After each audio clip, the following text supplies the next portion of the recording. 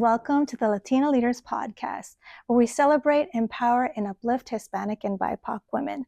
I'm your host, Jennifer Cortez, founder of Latina Leaders, creative entrepreneur, and an advocate for La Comunidad. Today's guest is such an amazing woman that I have met. She is the founder and director of Chile Unido, and that is a nonprofit for the Chilean community. She has created events, networking events, and activities for the community. She's also a mortgage agent and broker specializing in real estate. Her name, I'm happy to introduce, is Vania Carrasco. Welcome, Vania. Thank you so much, Jennifer, for having me here. I'm really excited. Well, you look beautiful. Thank you. And thank you for being here. You wear many hats, including she's like an ambassador for Latina Leaders. She has been so supportive, and I'm so grateful to you for all your support with Latina Leaders. So you're really involved in the community. And so maybe you can start with talking about your nonprofit, Chile Unidos. Chile Unido is like my baby. I've become a little bit of an ambassador in the Chilean community. And we started this in 2018 because most of us was a group of 4 or 5 of us that had children, and they were growing up. And us ourselves had, when we were younger, there were so many Chilean clubs. There were about 8 of them. We would, we grew up together in these clubs, and, the soccer and the Christmas parties and the New Year's parties. And it just grew to be our identity. And for a long time, that was missing. And so we really wanted to bring the community together again with a spirit of unity, of support through the arts, through arts, sports, and social events. That sounds amazing. And I know you have like a gala and like an annual gala event that's happening in September. Yes. So Chileans celebrate el 18 de septiembre. And I think that it's almost like Cinco de Mayo. Okay. It's as big as Cinco de Mayo. Chileans celebrate Independence Day for a whole week. And so we are always waiting for el 18 de septiembre to celebrate our Chilean culture, to eat all that yummy food we don't get to eat all throughout the year. And our events, we try to scale them. We bring in a lot of like professionalism into the events that we organize. And so it's every year we draw about 600 to 800 people. That's crazy. And they come from all parts of Ontario. It's a family affair. So, I already have about 20 or 30% of the tables reserved because they just know that it's coming up, and it's almost like an annual event. Yeah. And they come in with all of their families. So one family will reserve 3 tables, 4 tables, because everybody is coming. That's amazing. Grandparents, aunts, uncles, cousins. So it's a family of event. It is a family event. Yes. And growing up, we would participate in these events with our parents. Right. And, typical Latino children sleeping on chairs. Through all the loud music. I know. Nothing faces. And it was so beautiful to see that, we're reliving this. It's so funny. I love it. And parents are like, oh my God, like I thought I was going to bring my kids and leave early. They don't want to leave. And, the parents are having a fun time and dancing. And I also have a very close proximity to my roots, because when I arrived in Canada, there was somebody that that really shaped, the way that I lead today. His name was Álvaro Vidal, and he was a social worker, and he helped many Chileans come in the 80s, and he'd help them with housing. He was a superintendent, and he had 2 buildings that he was the superintendent of on St. Clair and Bathurst. And he used to do these big parties at parks. And it was very interesting. My upbringing was very interesting because I grew up with Chileans. Everybody in those buildings, there were about 10 or 12 families. They were all Chilean. They all had young kids. And it was like little Chile.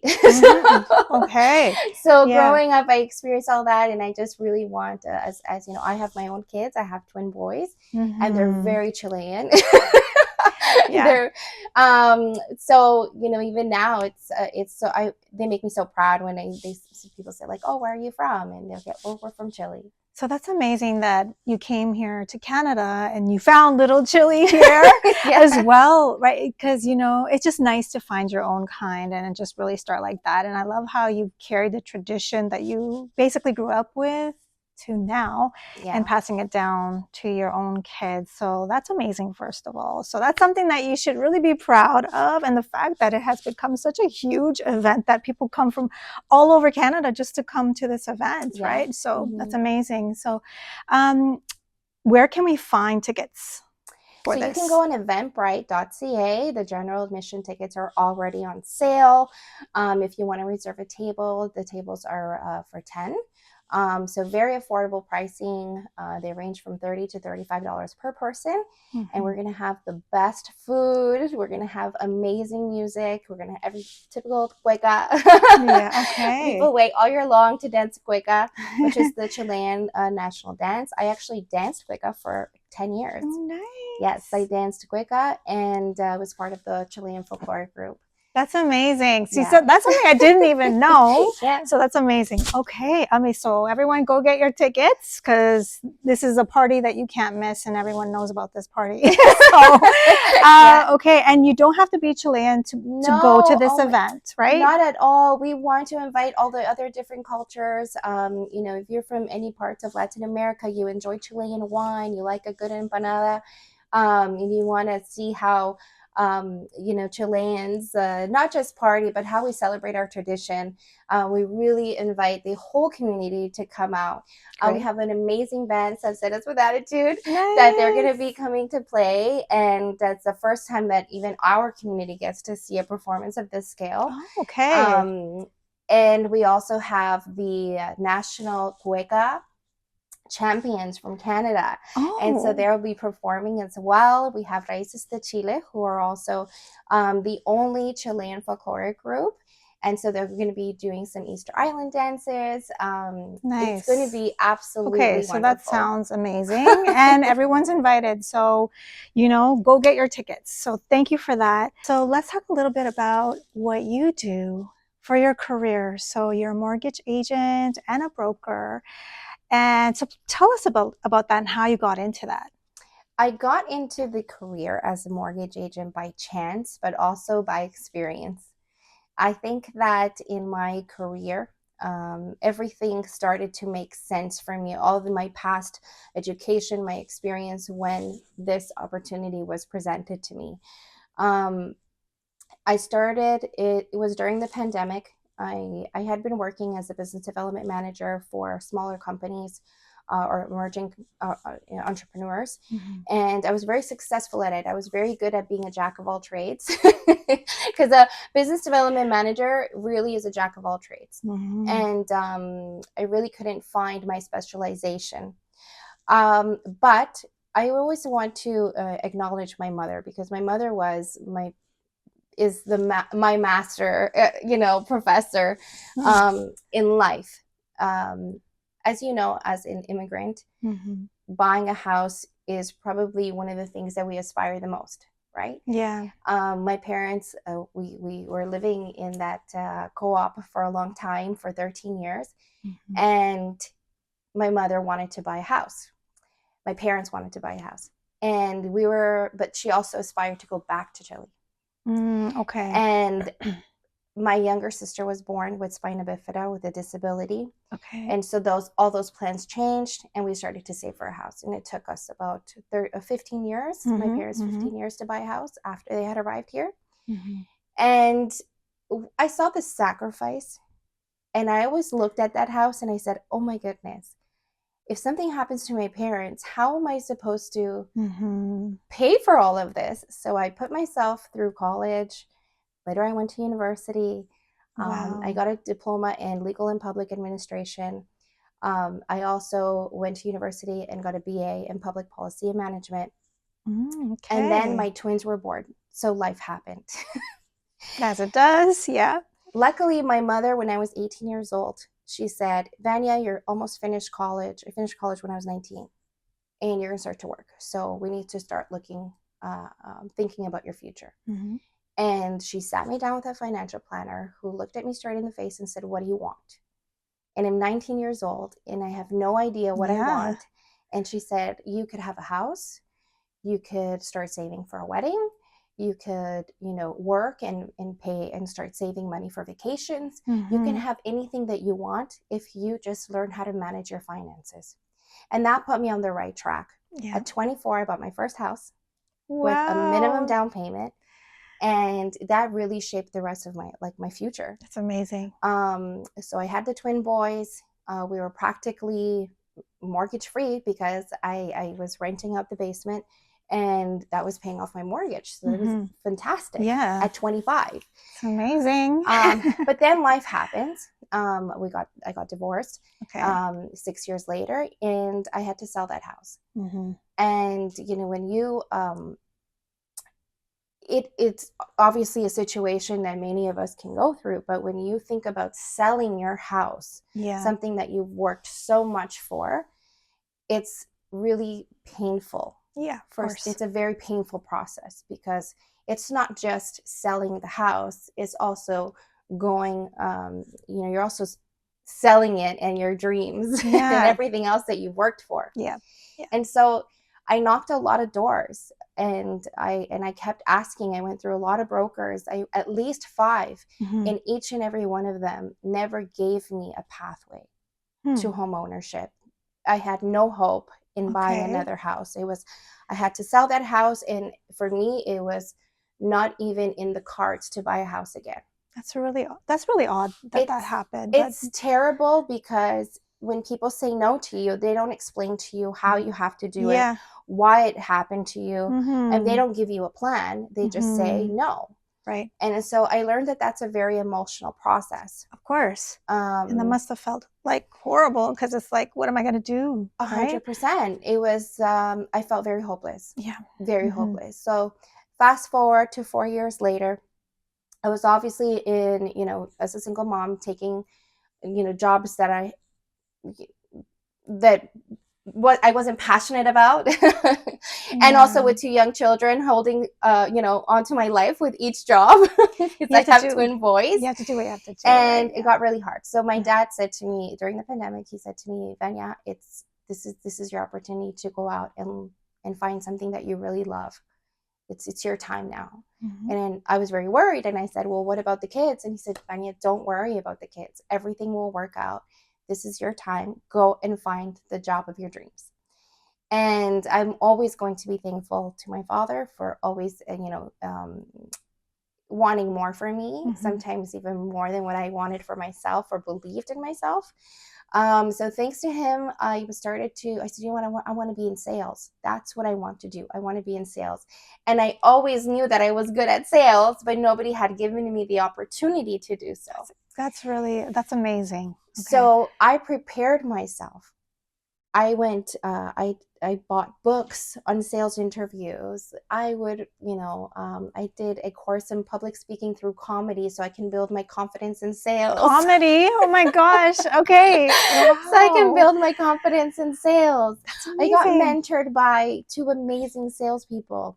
And for 6 months, I just prepared myself for this position that I wanted. That's amazing. And it's very hard because who's going to give you an opportunity if you don't have experience in sales? But that's the only way. You did the right thing, and that's amazing. Like you were disciplined about it and went into it and researched all you could. That's amazing. All this comes together when one morning I wake up and there is a post on Indeed to work for a mortgage brokerage. And I said, wow, I really want to buy a house one day and I really want to do sales. This is the job that I want. Okay. You decided. Yeah. And I just thought I never even occurred to me that I could sell a mortgage. It was always in my mind, a mortgage agent was somebody that it was like a transactional process. I didn't think that it was actually sales. And I went to my first interview. I called. I called to the broker, and I said, hello. I left a message. I said, hello. I'm really interested in this position, and I'd like the opportunity to meet with you. That was one of the advices that someone had given me. If you're really interested in a position, find out who the hiring manager is and get in front of them. So I did. I got my first interview, I passed my second interview, and I passed my third one. And they said, hey, it's part of the process. You need to take your mortgage agent license. Is that something you can do? And I said, I will do anything that I need to do to get this job. So it was, I was successful at obtaining the job, except it wasn't to be a mortgage agent. It was to train, hire and train mortgage agents and teach them a sales process. Okay. So it was a perfect storm for me, because I was learning how to administrate a mortgage, but I also had my own personal business coach who was teaching me how to sell. And then I had to hire mortgage agents and teach them. So I said, okay, this is very interesting. It's everything that I've wanted. And I sold 6 mortgages before I got my license. Oh, that's amazing. Because I was practicing what they were teaching me. Amazing. Good for you. And so I said, oh my goodness, I'm really on the right track here. Yeah. And a year and a half ago, my broker, Lou Salvino, he said to me, Vania, you're fired. And I said, what do you mean I'm fired? He said, I need you to sell mortgages. He said, you are going full-time commission. You're an amazing salesperson. I need you to sell mortgages. So I was on payroll up until then. Amazing. But I was doing so good in sales that he said, you know what, you're on the right path. This is what you need to be doing. And honestly, one of the books that I read a book from Mike Weinberg, and it's called New Sales Simplified. Okay. I highly recommend this book. Please go out and buy it. And there was a section in the book that read, nobody cares what you do, who you are. You have to lead with the pains that you can remove. As a salesperson, you have to identify what it is that the person wants, what the person needs. Yeah. And once you know what they want and what they need, lead with that. Lead with the pains that you can remove. Make yourself, that's how you're going to get clients. Right. And so because I know the pain of being rejected, of not being able to buy a house, I lead with that. I lead with, opening up a doorway for them, creating a pathway for home ownership. And I've successfully helped over 90 families in the last 6 years. Nice. I'm very proud of that. And that's how I became a mortgage agent. And that's what I'm very proud of my success so far. That's an amazing story and a very inspiring story for people, because like you were a single mom and you had to basically rebuild your life. And I love how your parents are so supportive, like your dad, just go after, don't worry, that is so helpful. Like it really is helpful. So I love that. And the fact that you just really went into it and tried to understand a different career path that you kind of already knew, like intuitively, that this is something that you could do. And then you shined, and that's amazing. So that's congratulations on your success. And I recently went to one of your events. So this was a home buying mixer that I recently attended. And you did this in partnership with another realtor. Her name is Marcela, who has been on the podcast as well. So please watch Marcela Torres as well interview. But that was an amazing event to attend to. Thank you. And you will be having more of those? Yeah, I'm always doing seminars and doing events. It's a little bit difficult to draw people out, but I think that it's important to relate to people, right? At the event, we did vision boards. And I have to tell you, please go to these events, because it was a free event. We created vision boards. That was so much fun. There was food, there was champagne, and I mean, it was just really nice. Like these little question cards, manifestation cards. Yes. And the reason we did the vision boards is because sometimes we, in my line of work with Marcela, people say, well, I want to buy a house. Mm-hmm. And they have this idea of what that house is going to look like. Right. And it's going to be a freehold, and it's going to have a beautiful backyard, and it's going to have this wonderful kitchen.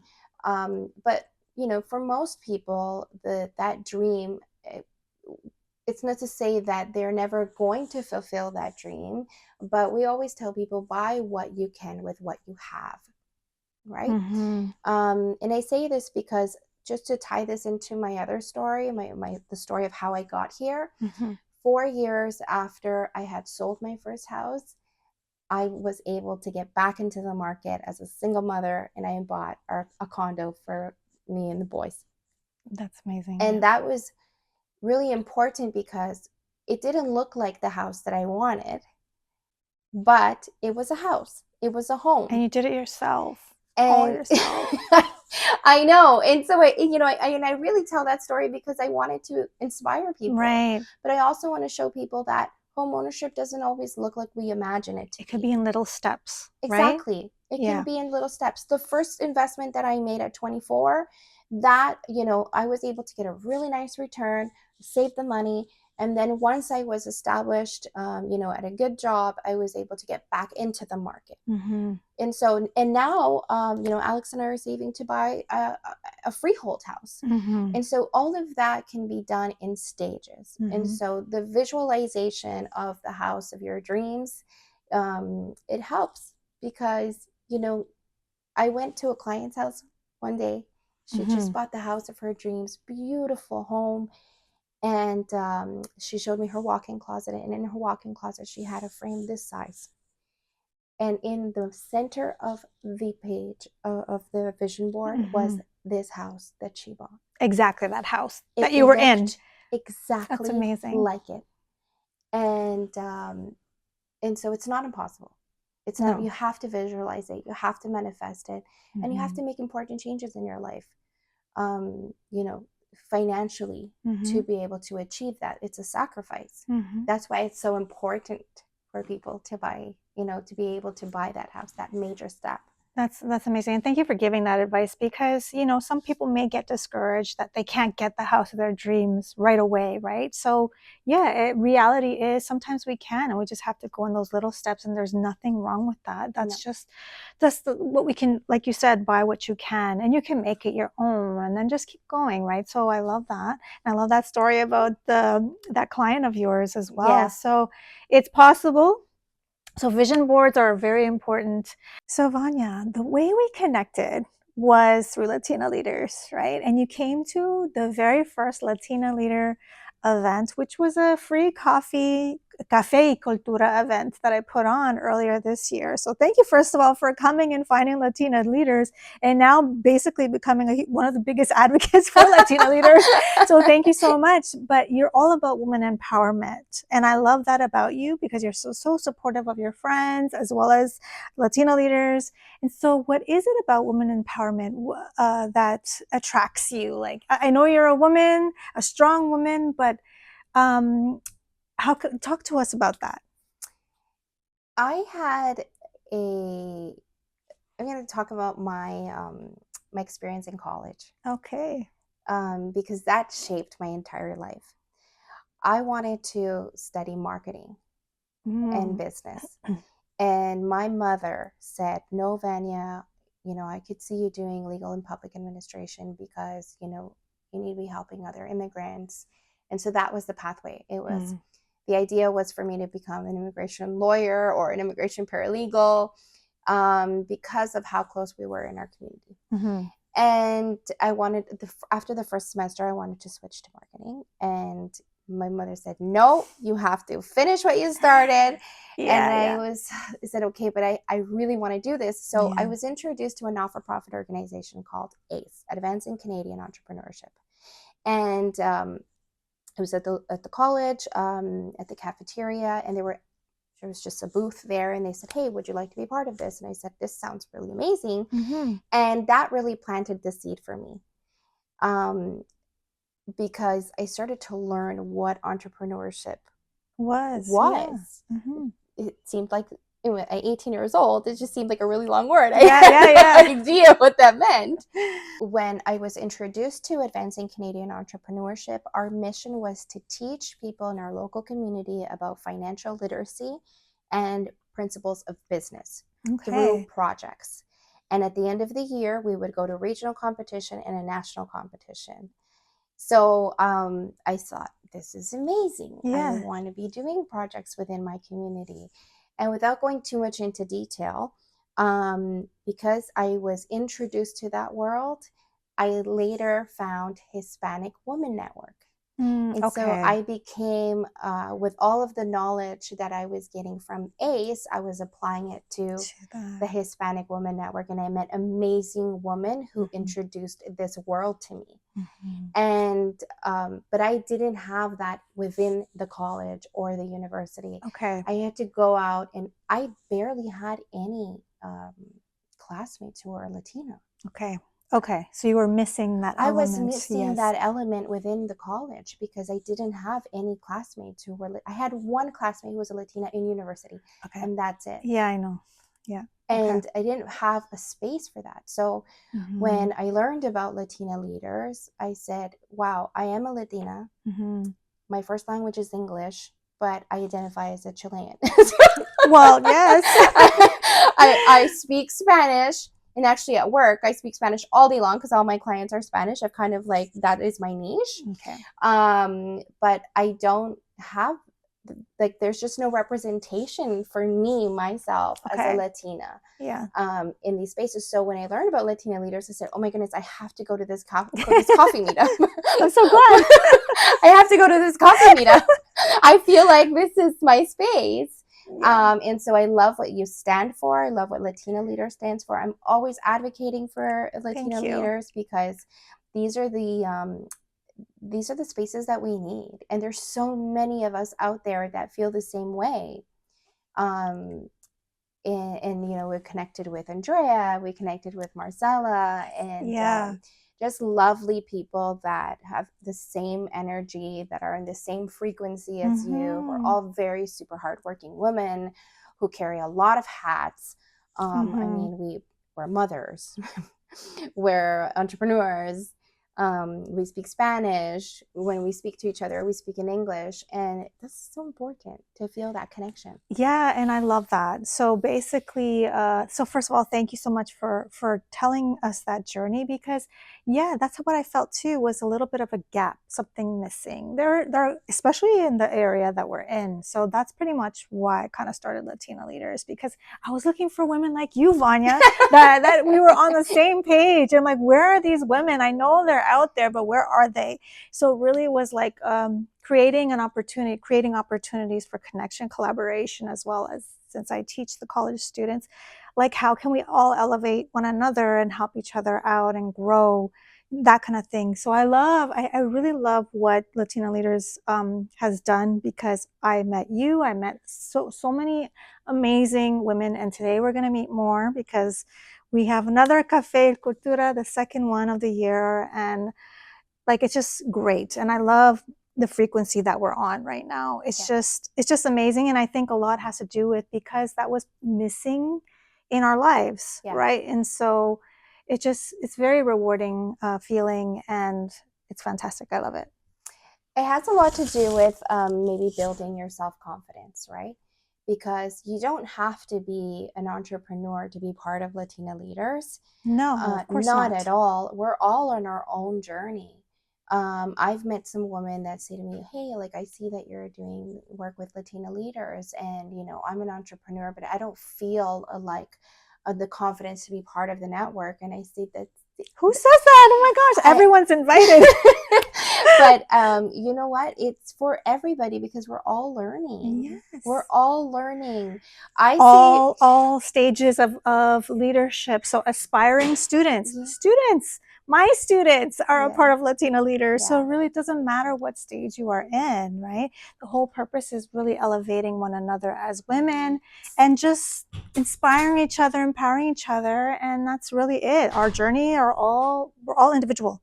right? So we can't really be comparing, but it's just more inspiring each other and empowering one another, right? 100%. And it's just building those connections. Mhm. For example, one of the things that I had mentioned to Andrea was, I said, you know what, you maybe when I go to the meetups, at first I was like, I don't really, wasn't really paying attention to how I dressed. But now I went to the leaders event. Like, I really want to dress beautiful. Like, I want to wear a really nice dress. But that is all part of the experience, feeling beautiful, feeling like, you do want to connect with other amazing women who are just going to make you feel so good about yourself. Right. And it's a positive thing. It's great. It is but you don't have to worry what to wear. No, Honestly, but I mean, because it's fashion forward and it's fun. You know what? Okay, so Latina Leaders does have an element of fashion because that is part of my background, fashion business. I did go to school for fashion business in addition to marketing, which you were saying that you love. I mean, you wanted to get into marketing originally, which, by the way, Vania is really good at marketing, which she has been like suggesting things. I'm like, you should be working in marketing.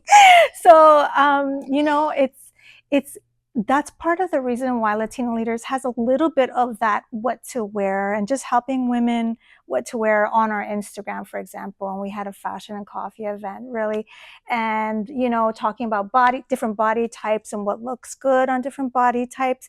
Because if I have that background and some of my students are stylists and have that background, why not offer?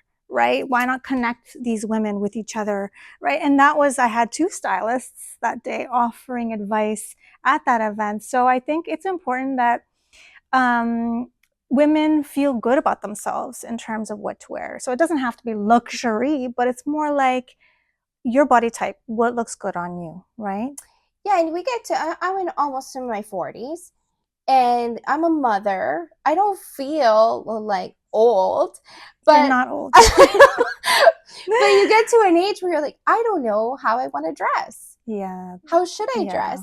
Yeah. And so I love that element of, the fashion, because it helps me also build my own confidence in how I'm dressing myself, watching other ladies and embracing it and celebrating, Yes, we should. how beautiful they look. And I think it's a really positive thing. I think that it shouldn't be intimidating at all. It should just be inviting to say, hey, you know what? We're going to get together for a coffee. Let's dress up. Yes, yes, yes. I think the one that I really was pushing the dressing up was the brunch. That brunch at what's it called? Fab Cafe. So Fab Cafe is very like aesthetic type of pink, it's beautiful. little cute restaurant. So we had a nice time there. So that was like, okay, let's do something. Let's dress it up. Let's dress it up. Have some fun, celebrate being a woman and with each other. So, but anyways, thank you so much, Vania, for really being so supportive, for all your suggestions, your marketing suggestions, for the fact that you're just so supportive of pretty much all the women empowerment, like your friends and all that stuff. Like we have She Rises and Marcella, and there's so many different organizations, smaller organizations that I have come to learn about as well. So thank you for everything that you do. So where can we find you? So if anyone wants advice on mortgages, where can we find you? You can find me. I have my own webpage, mymortgageplan.ca. And you can also find me on Instagram at VC Mortgage Solutions. And that's basically where you'll find my link tree to all my other different ventures like Chile Unido. Yeah. And I also post a lot about Latina leaders and all of the other events happening in our city that I'm really interested in. So you can follow me and hope to connect in person. Thank you so much, Vania, for being here today. I really, really appreciate Thank you for the it. invitation. And you look gorgeous. Thank you. Yes. Okay, so if you like this kind of content, please subscribe to our YouTube channel. Please leave us a review on Spotify and give us a like, share, and we'll see you next time. Thank you so much. Thank you. Ciao.